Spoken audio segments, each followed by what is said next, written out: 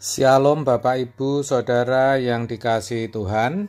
Seri pengajaran hari ini berjudul Mengerjakan Keselamatan. Kalau keselamatan adalah proses dikembalikannya manusia kepada rancangan Allah semula, maka keselamatan bukan sesuatu yang bisa dialami seketika. Kenapa? Karena harus ada respon daripada orang yang menerima atau beroleh anugerah keselamatan itu. Itu berarti orang yang mau menerima anugerah keselamatan juga harus mau dikembalikan kepada rancangan Allah semula, kan begitu? Tidak usah seperti itu ya saudara, yang sederhana saja. Yang memerlukan kesembuhan kan harus juga memberi diri atau bersedia untuk disembuhkan. Kalau dokter memberikan obat, maka obat harus diminum. Kalau dokter mewajibkan harus terapi, ya harus mau diterapi. Kan begitu. Kalau dokter melarang untuk tidak makan jenis makanan tertentu, ya jangan dilanggar. Begitu saudara. Anugerah keselamatan juga demikian. Mau keselamatan saja belum cukup. Orang harus juga bersedia melakukan sesuatu. Jadi keselamatan itu bukan suatu titik, tetapi suatu garis panjang. Bukan suatu momentum, tetapi suatu proses yang terus-menerus atau berkesinambungan. Maka tidak heran kalau dikatakan dalam Filipi 2 ayat 12 demikian. Hai saudara-saudaraku yang kekasih, kamu senantiasa taat.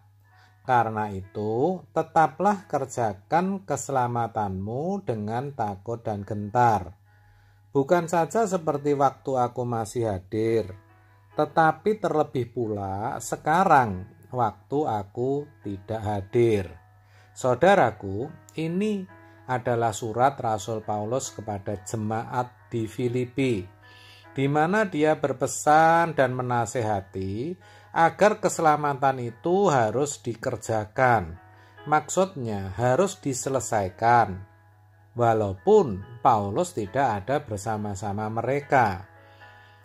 Dikatakan dengan takut dan gentar, maksudnya jangan dibuat main-main, tetapi harus serius dengan segenap hidupnya. Jadi jelas bahwa keselamatan benar-benar harus diperjuangkan.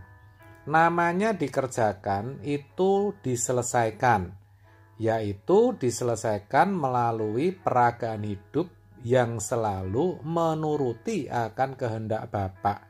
Begitu saudara.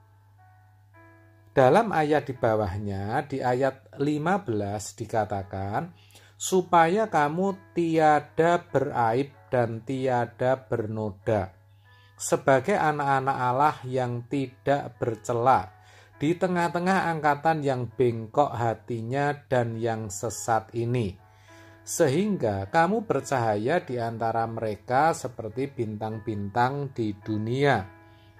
Itulah hidup yang dikehendaki Tuhan, saudara. Kita harus berjuang untuk menjadi anak-anak Allah yang tidak beraib dan tidak bernoda. Jangan sampai hidup kita dinodai atau ternoda oleh angkatan yang bengkok hatinya dan sesat ini. Maksudnya oleh pengaruh dunia yang jahat. Sebaliknya, ya Tuhan mau kita menjadi bersinar, bercahaya seperti bintang-bintang di dunia.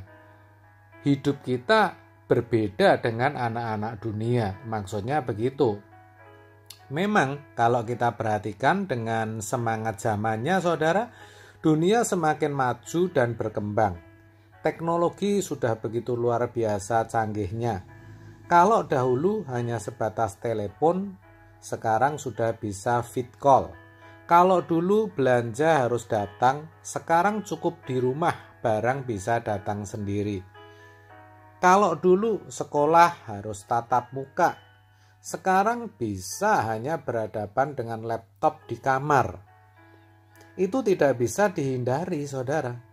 Tetapi harus diingat bahwa dunia beserta unsur-unsurnya semuanya kelak akan lenyap.